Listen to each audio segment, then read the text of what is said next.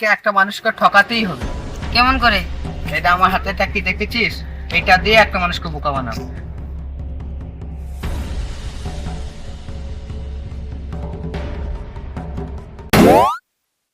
কি কুড়ালে ভাই? এই দেখেন একটা কি জিনিস কুড়িয়ে পেলাম। আরে ভাই এ একটা বেকার জিনিস, 10 টাকা নেবেন আমাকে দিয়ে।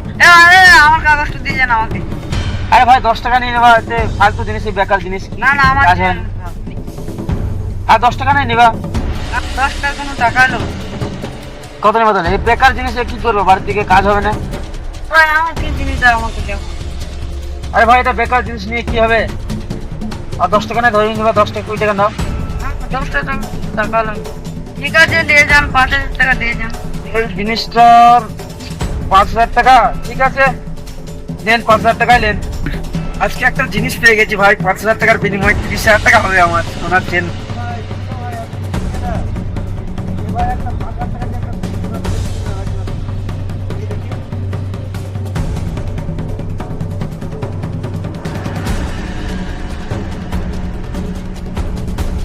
ভাই এই কেউ নেয় 5,000 টাকা দিয়ে 10 টাকা দামে জিনিস করে? আরে ভাই এ তো আমি 5,000 টাকা দিয়ে কিনলাম এটা সোনার চেন বলে।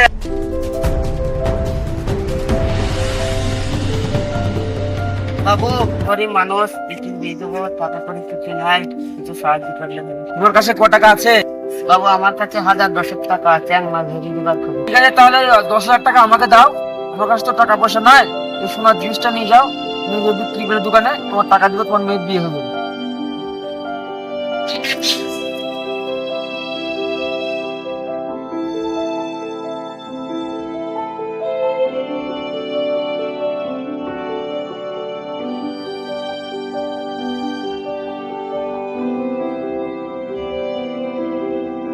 ভাই একটা দেখো তো কত টাকা পাবো।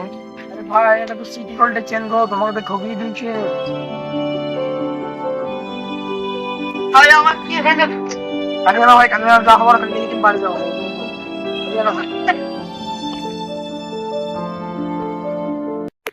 আজও এরকম দুনিয়ায় অনেক মানুষ আছে যারা এরকমভাবে কোনো গরিব মানুষকে ঠকিয়ে থাকে। আপনাদের কাছে অনুরোধ, আপনারা কোনো মানুষকে এরকমভাবে ঠকবেন না। নিজে ঠকেছেন বলে অন্যজনকে ঠকিয়ে এর প্রতিশোধ নেওয়াটা একদম অন্যায়। ভালো থাকবেন, সুস্থ থাকবেন। আর হ্যাঁ, আমাদের ভিডিওতে সাবস্ক্রাইব করতে ভুলবেন না। অনেক অনেক করে শেয়ার করে দিন। দেখা হচ্ছে পরের ভিডিওতে। ধন্যবাদ।